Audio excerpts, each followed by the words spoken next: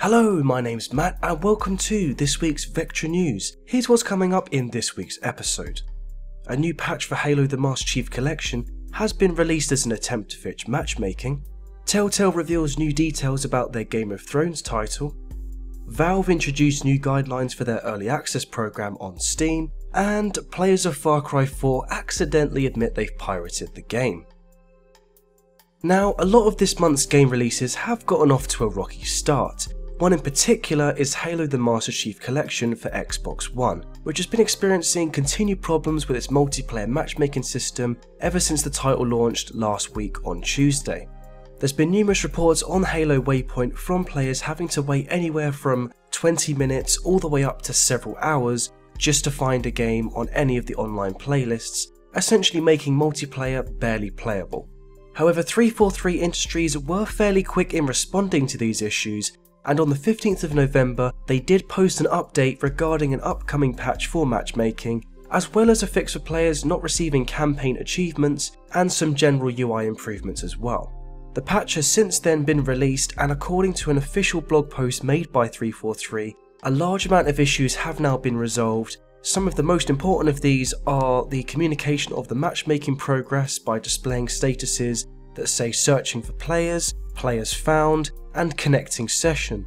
This content update is also said to prevent the ability for players to kick other players from matchmaking games, remove an exploit allowing players to boost their rank through custom games, improvements to matchmaking lobby stability, and as well as a long list of fixes for Halo Combat Evolved and Halo 2 Anniversary campaigns. So, the important question here is, have 343 actually fixed the matchmaking system? Well, yes and no. It seems as though this content update has made it a lot faster and bearable for some people, but it's made it a lot worse and incredibly slow for others. I have to say personally, I found myself being in the category of players in which the patch has actually made things far more worse. In fact, I could find plenty of games perfectly fine before this patch, and then on Thursday, everything just went downhill. Obviously, these continued problems have created a massive backlash from players, some of which have even complained on the Halo Waypoint forums, demanding some form of compensation or refund. In fact, someone on Reddit has claimed that after they called Xbox support, they were able to successfully receive a refund for their digital purchase of the game. But if you yourself are someone who owns a copy of this game, we'd like to know how this patch has affected yours, whether that be in a good way or a bad way. Now, fans of either Telltale Games or Game of Thrones will be glad to hear that a new teaser trailer for the game has been released, revealing several new details, the most important of which is that some of the TV cast members will be making an appearance. So far, Lena Headey, Peter Dinklage, Natalie Dormer and Ewan Rowan have all been confirmed, with more cast members being introduced in future episodes. Telltale's Game of Thrones will have you play as 5 different playable characters, all of which are members of House Forrester. The events of the game will take place between the end of the 3rd season and just before the beginning of the 5th season. Now, other games like The Wolf Among Us and The Walking Dead have always given us different choices to make, but ultimately they've been on rails for the most part. However, Telltale have promised that with this game, players will definitely need to be more careful about the decisions they make, and unlike those other titles, Game of Thrones will feature 6 episodes instead of the usual 5. Unfortunately, there's no exact date penciled in for the first episode yet, as the teaser trailer just refers to it as premiering soon, although Telltale did state back in October that they were still planning for the season to premiere later this year, so it's best to set your expectations for a release of sometime next month. Regarding Steam this week, Valve have issued new rules to developers that are looking to feature their games on the Early Access program. The reason for this is to better protect the consumers who are willing to invest in the games during their Early Access stages.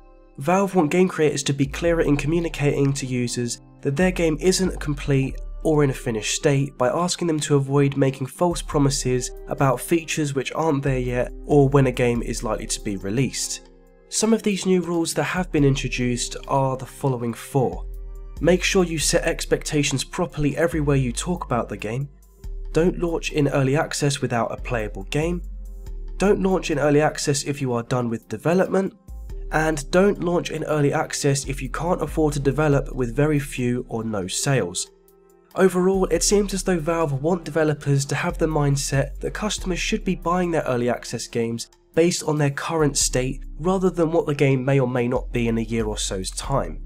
The fact that they're becoming stricter on what is expected and required of developers for early access should also help avoid the abandonment of development which has happened for some early access games, such as Double Fine stopping the development for space-based DF9, which left a lot of players upset and disappointed. Now, this week's final piece of news is about how people who have pirated a PC copy of Far Cry 4 have been tricked into admitting that they didn't buy the game. Basically, there's a day 1 patch for the game on PC which adds some field of view options, and this has led to some people complaining about the lack of control over field of view, and when you put 2 and 2 together, this ends up being an open confession that they likely have pirated the game, as the pirated versions don't contain this update. There is the off chance obviously that if you have the disc version of the game and never go online, then you might also not have this update. However, if you are complaining about the field of view on the internet, then you would quite easily be able to install the update. Of course, this doesn't exactly outright stop the piracy of the game in any way or form, but it has been shown to be quite an effective method of naming and shaming those who have. But that's all for Vectra News this week. Don't forget to like, share and subscribe if you enjoyed this video, and also follow us on Twitter and Facebook in order to keep up to date with everything going on in the network. And for more video game news, reviews and even interviews, be sure to head on over to vectranews.co.uk where you can find plenty of other gaming related content.